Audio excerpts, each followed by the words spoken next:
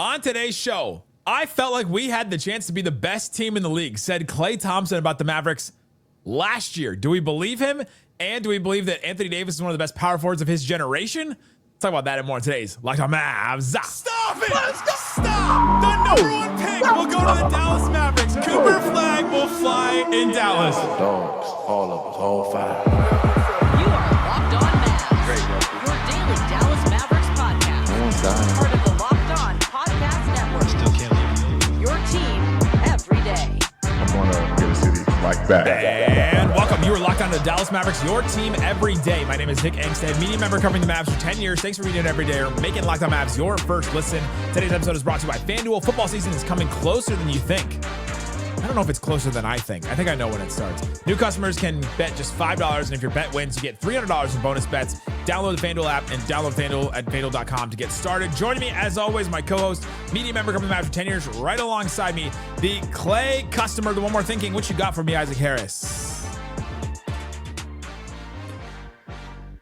Dallas Cowboys, how many wins are they getting this year? Their over under on FanDuel, by the way, was like 5.5. No way. This is coming out on Friday. This is a Friday show. What about that game last night? They're already 1-0, baby. Yeah, full disclosure, recording this on Wednesday. George Pickens. George Pickens, 2 TDs Guys, last night. Wasn't Big time Micah game for him. really good in that game? Yeah, I can't believe they reversed the trade and he was back in a few hours. Makes you wonder what kind of trades they can reverse in other sports.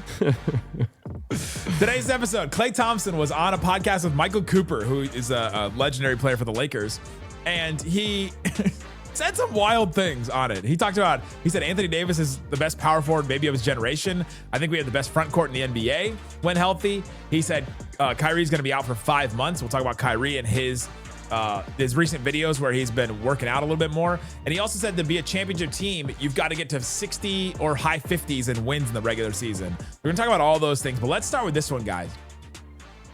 So Klay Thompson said this in the interview, and Isaac said this right before we started, that Klay Thompson doesn't care. He doesn't, man. Like he's done it all. He's seen it all. He's gone through last season, which is a super unique season for a player, and he just doesn't care at this point.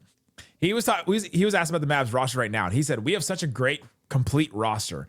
Getting Cooper Flagg, having the length in the front court like we do, we only got to see one half of the roster last year, and that's even before Cooper Flagg, but we only got to see one half of it. And, quote, I felt like we had a chance to be the best team in the league.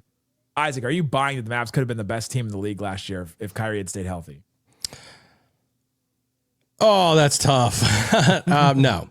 No. I mean, because you're still looking at OKC. I think it's a lot to ask to kind of reshape your whole schemes and systems and everything. I mean, I think it was reported on different times that was one of the frustrating parts for Jason Kidd was, hey, you made this type of move mid-season, and you're going to have to change up your whole style and everything on the fly.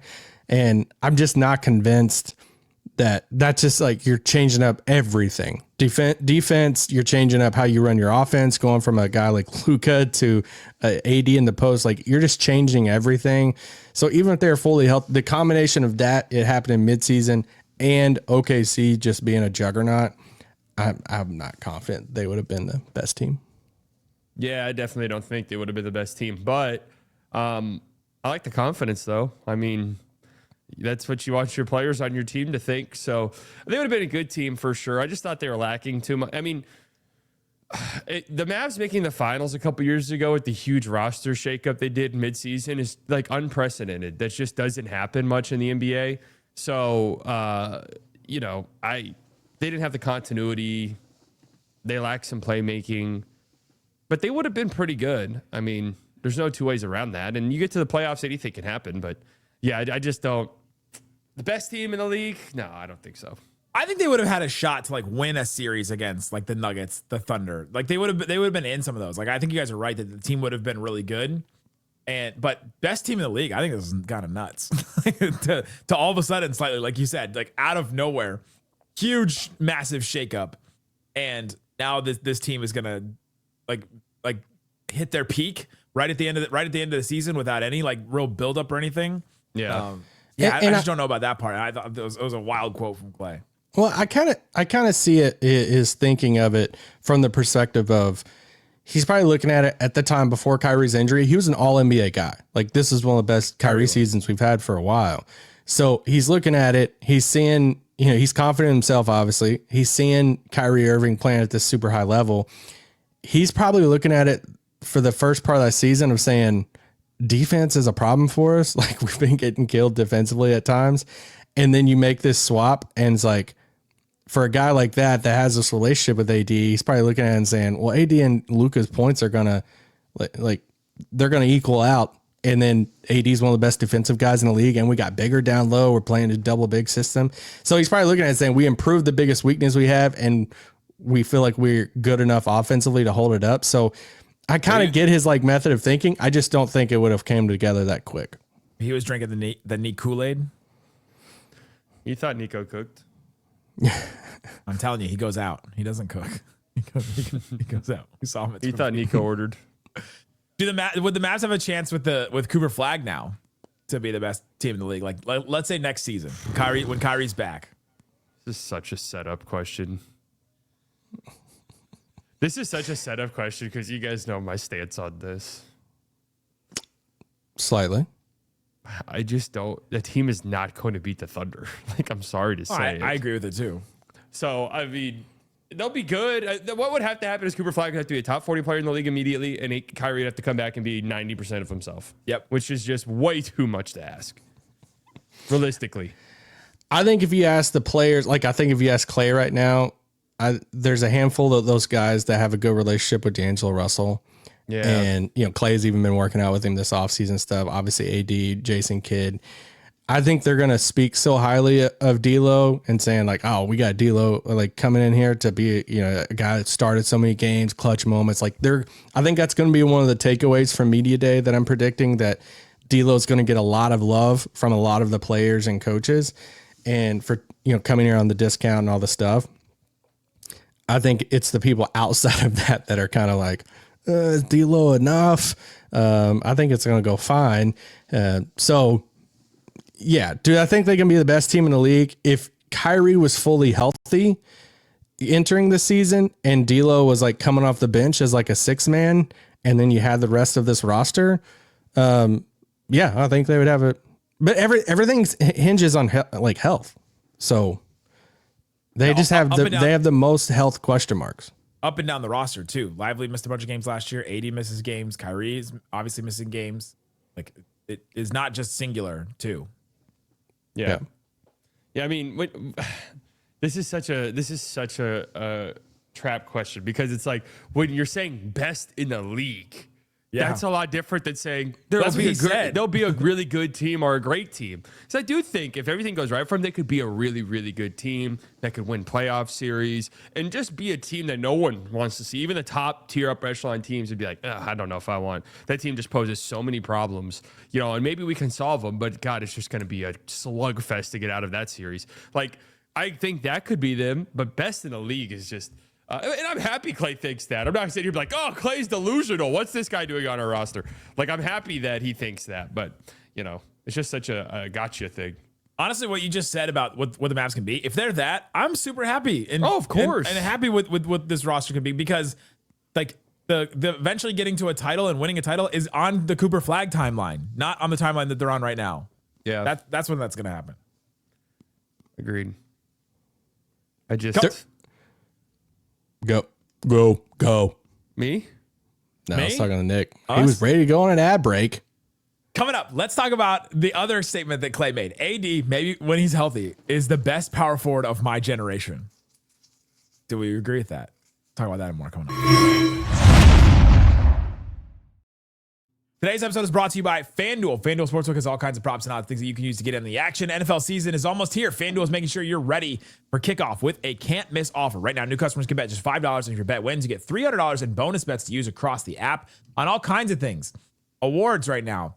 We're looking at Rookie of the Year. Cooper Flagg only minus 190 to win Rookie of the Year right now. Trey Johnson plus 850. The next one, that is a pretty big gap, but Dylan Harper plus 1,000, BJ Edgecombe plus 1,300, Ace Bailey plus 1,500, Con Knibble plus 3,500, Hanson Young plus 4,000 to win Rookie of the Year. That's kind of a fun one. Go check it out on FanDuel. And if you feel confident about any of the bets that you find on there, put down $5 and you get $300 in bonus bets to use across the app. So if you're ready to play, download the FanDuel app now by visiting FanDuel.com to get started. That's FanDuel.com to place your first $5 bet. FanDuel, please gamble responsibly. Shut it down! Let's go home! Thanks for hanging out with us on Locked On Mavs, being part of the show, part of the Raccoon Squad. That's what we call our listeners, listening every day. We appreciate each and every one of you for checking out the show. Slightly, I'm sorry I set you up on the last. Good job, Nick. You know people are going to be like, you guys, I can't believe you guys don't think he'll be the best team in the league. It's like, okay, we're saying a lot. Honestly, if they say that to me, I'm fine with that. Yeah. That's an overreaction on this one. People Klay- would never yell at us. No, never. Klay Thompson continued on with this conversation with Michael Cooper and made another statement that just like made me stop in my tracks and write it down because as I was listening to the interview, he said he was talking about the roster, talking about how he loved the Mavs front court, how it was so great. He said, Anthony Davis, when he's healthy, he's the best power forward maybe of my generation. He's a two-way force. There's not many big men who could do what he does so as far as his handle, blocking shots, his freaking jump shot. And he said his freaking jump shot. Not even the F word, just he said freaking. I thought was funny. Let's go, Klay. Are we buying that AD is the best power forward of Klay Thompson's generation? All right, we need to clarify real quick. Yes. So I looked at it in the past 15 years because Klay came to the league around 2010, right? Yeah. Is that right? So that's why I took it as like best power forward of the past 15 years.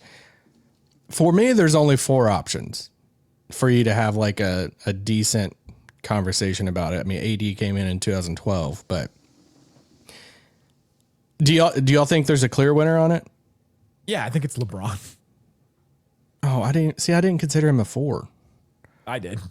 I consider LeBron more of a, yeah. I consider him a 3. Okay, so for the sake of this argument, for me, it came down to 4 people: Anthony Davis, Dirk, Tim Duncan, Giannis. All 4 of these guys over the past 15 years won a title. You can go through all the accolades. You know, obviously Dirk won in 2011. Dirk and Tim Duncan are a little, let's say, older in this in that decade, those 10 years there before the 2020s. But I think it's one of those 4. I would put Giannis 4th, just because he came in a little bit later, but he has won the ring, and some of his counting stats are insane and stuff. But I mean, I'm selfishly going to go with Dirk because even since 2009, 2010, through those last 9 or 10 years of his career, that's when he won a title, Finals MVP, 6 All-Stars, 3 All-NBA selections. If you look at Tim Duncan, 1 title, 4 All-Stars, 3 All-NBAs, 3 All-Defensive teams, and that. So I get the AD love. I get it. It's hard for me to, I don't know. Yeah. It kind of depends on what you classify when he says best of my generation. Like, what does that mean, really? Like, Yeah. Because if you're taking it as this is kind of like when I was on the Warriors at my absolute peak of my powers and we were winning rings, during that stretch, AD was All NBA first team 3 times in 4 years. So, and that was back when they did positional restrictions. So if you're going to look at it through that lens, yeah, because that was a little bit before Giannis, Yeah. I'm assuming he answered that question of, hey, he's not considering Dirk and Duncan part of his generation. A little past their prime. Yeah, right.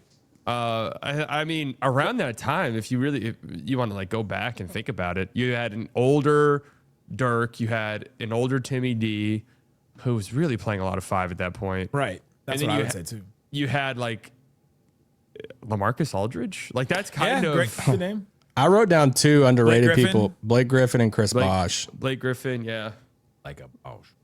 People, Kevin people Durant's do not part forget- of this. I mean, I consider him. I don't consider LeBron or KD 4s, even though maybe if you wanted to say that's They kind you of said- handle the ball too much. You say Durant or Garnett? Durant. No, I didn't hear the second name to that. Yeah, Kevin Pittsnoggles, who I actually. I think Chris Bosh gets overlooked. He was really, really dang good at the peak of his powers. But yeah, I mean, I think we probably agree it's basically Anthony Davis versus Giannis, right? yeah, but I mean, Yeah, if you take all the caveats we all just said, then yeah. Draymond. No, I mean Draymond is special in his own way, but it's not like he's not really comparable to an AD. He's a different type of Hall of Famer. Yeah, so. he is. He is. Maybe Clay's also looking at Giannis as a 3 though. I think Clay's probably just looking at it and saying Giannis was like younger than me. He's not part of my generation. Yeah. Yeah, maybe the pool is smaller than we're actually thinking. Yeah, because Giannis didn't really hit his peak till like 2018, 2019, and by then Clay was already like injured. It's so crazy. He was out of his peak. It's crazy to think that Klay was in his second year when the Mavs won their title. Yeah, no. That is wild. I feel so long ago that the Mavs won, and it's like Klay. Even when you think about Curry being in a draft in the thousands, not even in the 2010s, it's like in my brain the Warriors weren't a thing until like 2014 when they were playing the Clippers in the playoffs. Well, it did take him a little while. He had the ankle injuries. He was out for a little bit. Like it took him a while to hit his peak. Yeah. They were such babies back then. So it's like, I look at Steph like he was 22 that year and he was 27 years old. I remember that whole debate of like whether they should trade Klay for Kevin Love. Oh yeah. Kevin Love's another name. I was thinking about him Oh too. yeah. Yeah. That's true. I didn't think about him. They made the Monte for Bogut trade. That was controversial and all the stuff. And I mean, that's a trade that a lot of people didn't like, and it ended up being okay for them. Yeah. I mean, if you're looking at it from Clay's lens of That's the example Rick Welts used about the Luka trade. yeah. if you look at it through the Clay lens, like, hey, I'm talking like 2012 through 2017. That's like my generation. Yeah, it's AD. I mean, Yeah, clearly. I'm with you. I'm with you on that. If we narrow the pool down, AD has been great, and I think that it is cool that Klay Thompson is calling him out and saying and hyping him up in this way that he is that good, and that Klay feels really good about this team. He said, I think Clay's a lot like or AD's a lot like a Kyrie, right? I think NBA players feel much differently about him than like an average watcher. Like honestly, if you were to poll people like NBA players, AD or Giannis, I'd be interested in seeing that result. Why? Because we already know that there's an established narrative. I was waiting for the American-European debate. Well, that could be it. That could be part of it. But I think, too, when you look at AD, he has so many connections, Team USA. He's one of the few, like, rare players. I mean, he's already a Hall of Famer that you can look at each level and say, like, all right, he's got the college title. He's got an NBA title. He's got the gold medals. Like, it's pretty wild when the AD resume, basketball resume, I think when you get removed from it 20 years from now, you're like, dang, he had a really good resume. Like, he could be a guy that you look at and say, he had a really good resume, but he's also kind of a / what if guy too, that if he did stay healthy, are we talking about him as like a top 15 player of all time type of guy? well, that's who was coming out, that he was that touted of a player, which is what we're talking about. Cooper Flagg right now is like the same kind of tout for him that AD had. And AD's not done, right? He's got a couple more seasons. We're excited to see him play for the Mavericks this season. I hope he has more than a couple more. Well, I mean, like at his peak. Oh, okay. Yeah. Coming 32 is crazy. Yeah, who would want to be 32? Coming up. Coming up. He talked about Kyrie, and I want to talk about Kyrie because of the videos that have surfaced recently. Are we feeling more encouraged about Kyrie? Twitch? Seeing some of these videos and seeing his quick twitch. Let's talk about that coming up.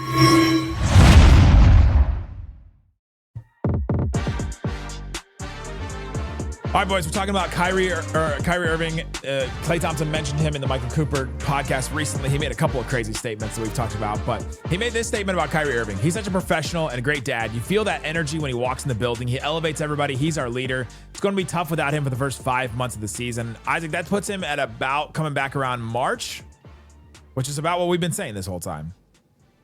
Yeah, I've still been really confident. I kind of like sounded off on it on a few pods over the past few weeks because we were planning out that top 100 thing with the network, and which those results hopefully are coming Monday next week or sometime. As soon as you're gone. Cool. Thanks.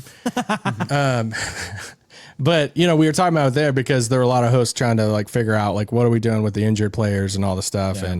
And Kyrie was just getting lumped in with like Tatum and Halliburton, and some of these guys that feels like they're out for the whole year. I'm like, why? Like, why is Kyrie getting lumped in? He's not. I don't. Just everything I've heard is just like it's not that type of where he's at currently and everything.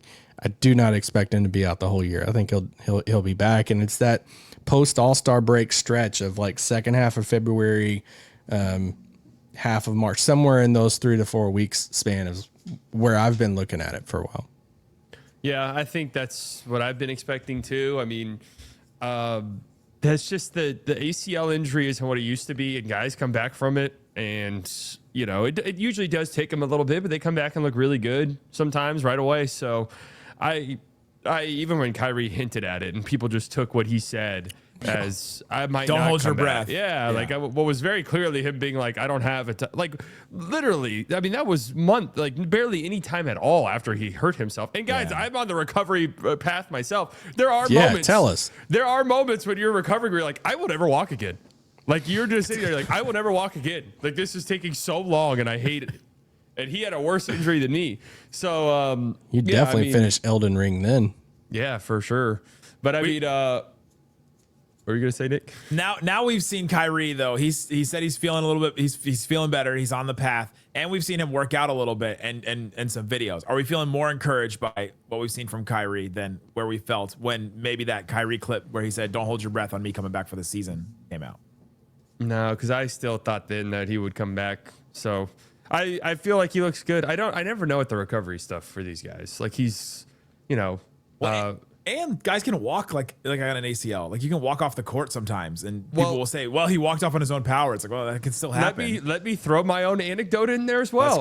Let's go. I can walk perfectly normal right now, pretty much with not a noticeable limp. They said I'm still 2 months away from jogging. So this type of stuff takes time. Like I read real that significant time. Jeff Street Closes Twitter about you.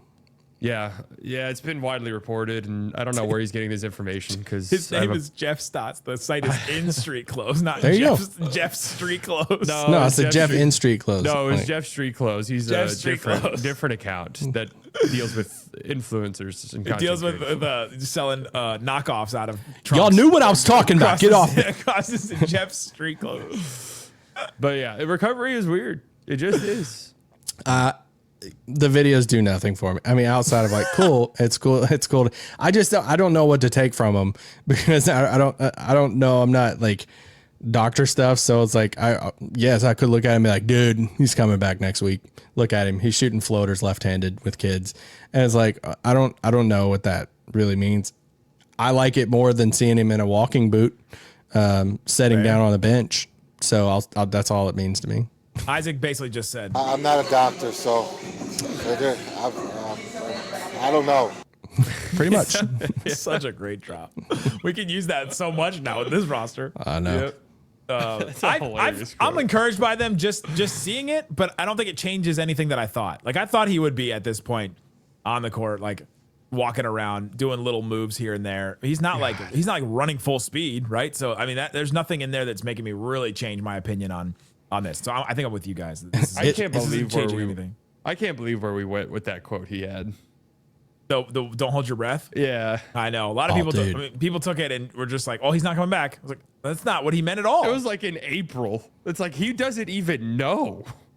I can't wait for media day to happen, and he's walking around in his jersey and stuff, doing all the pictures, and he's gonna be kicking a basketball and all stuff and look perfectly normal. And everybody's like, "Dude, look out for Kyrie, October."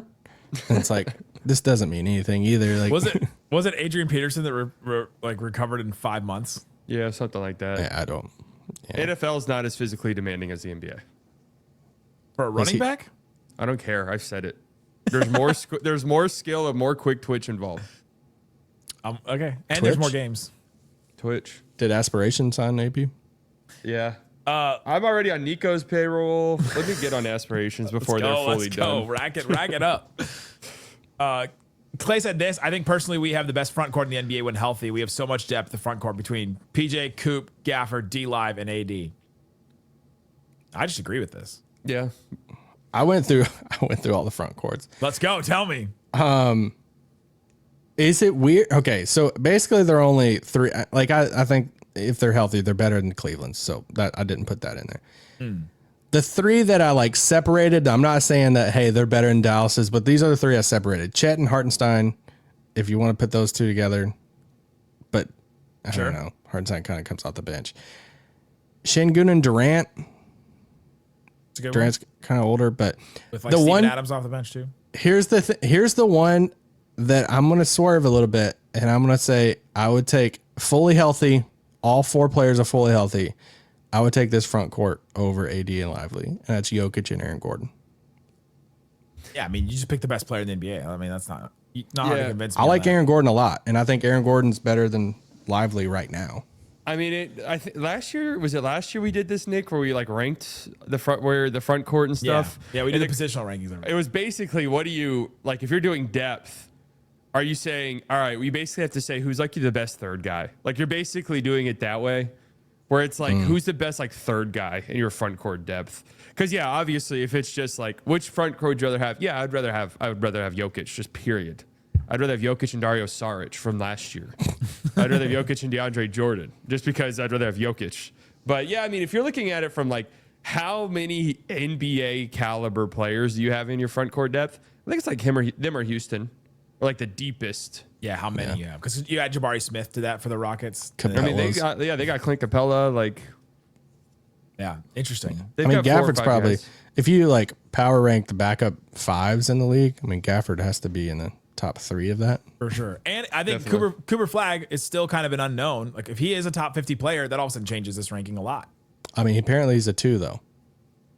Also could change his stock in this best front court ranking if he So plays. did that Stein report basically confirm PJ was not starting? Tell the report.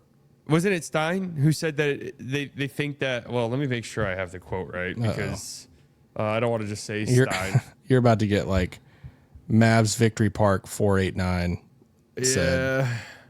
Okay, Mark Stein of the Dallas Mavericks starting lineup. Yeah, I do think at some point that starting lineup will be tested at some point with Flagg at the 2. So the fact that it's like at some point it'll be tested. And PJ at the 3. Yeah, PJ at the 3. So does that insinuate that it will be PJ off the bench to start the season? That's what I'm banking on at this moment, unless it's AD. I just think it makes the could most be AD. sense. We did that poll of Mavs fans, and they said Klay should start. It was like 60%, and I agree with them that I think Klay should start.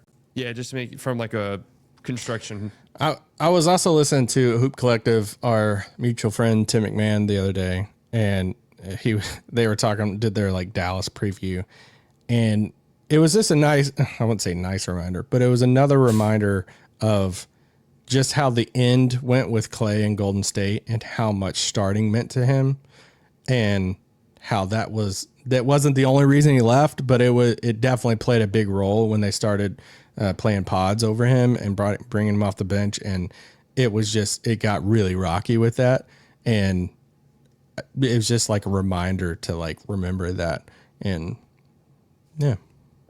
Interesting. I wonder if that has anything to do with the fact, like, I've been here for 12 years or whatever. I've won 4 rings here. Like, you want me to come off the bench for Brandon Podziemski versus like I'm on a new team now. Like, this isn't my come off the bench place. for D'Lo. It's a good thing last year didn't feel like 12 years. Yeah. You can't date Meg the Stallion and come off the bench. I mean, Well, she did date Torrey Craig. So, yeah, you can. Oh, I didn't know that. Turns out you can. It turns out that's almost a prerequisite. Wow, I didn't know. I forgot about that. Craig. That is true that happened. It's random. Was he starting for the Bulls at the time? Who knows? Not me. I wasn't watching them. All right, get to the shooters Gotta- question real quick because I want gotta- to see if y'all have anybody else. I'm cross-referencing. Okay, Torrey Craig started 60 games for the Suns in 2023. I don't freaking care about that one the Torrey Megan Craig. Stallion? Klay was asked his top 5 shooters currently in the league right now. He said Steph, KD. He mentioned himself, Devin Booker, and then he mentioned Luka first. He's like, Luka, he's a little streaky from the outside, but he's so efficient. I mean, Luka's up there. I've seen Luka do some stuff where it's like not a lot of guys can step back from 30 feet and score from all 3 levels so efficiently like he does.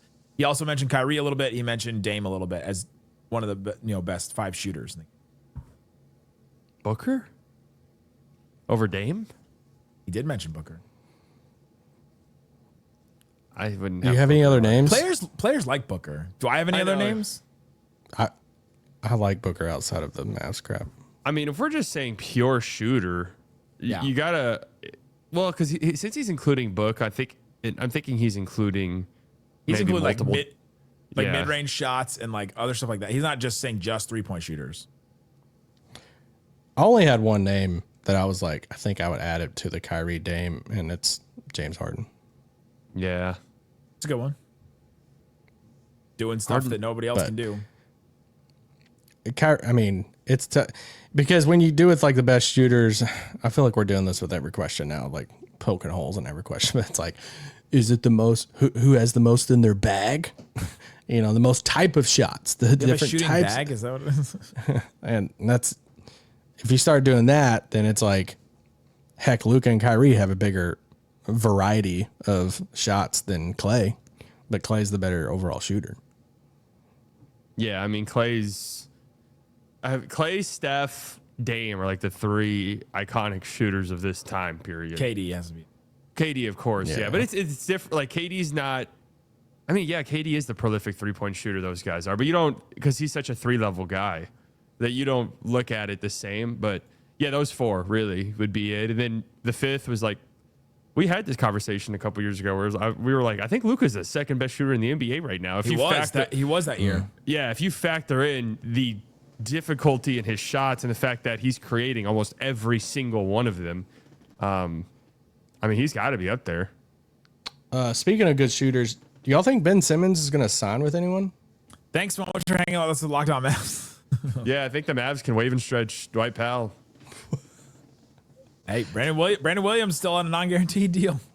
Wait, someone's going to be in the comments like, dude, they should do it right now. Bring in Ben Simmons. Yeah, I've been saying that. I mean, you want to fix the perimeter defense. Man, he was supposed to be the one. I was a big Ben Simmons believer. I was a big believer. First 4 years, he made 2 All-NBA teams. I was with Colin Cowherd. Didn't he date a Kardashian? Yeah. A Jenner. I was going to say, not really, but. Oh, Jenner. In Isaac's mind, yes. Whoa. In the genre. in the genre. Yeah. Thanks so much for hanging out with us on Locked On Mavs. Go check out Slightly Biased, great YouTube channel. You're destroying Elden Ring. Have you gotten out of a dungeon yet? Well, Elden Ring's on pause. I'm currently playing NBA 2K. Okay, great. Go check out our show. We'll be back next week with more great stuff on the top 100 that releases. Guys, thanks so much for listening to Locked On Mavs. Slightly's going to shoot his free throws on 2K instead of real life. Yeah, sorry guys. You got. Peace out. Boom.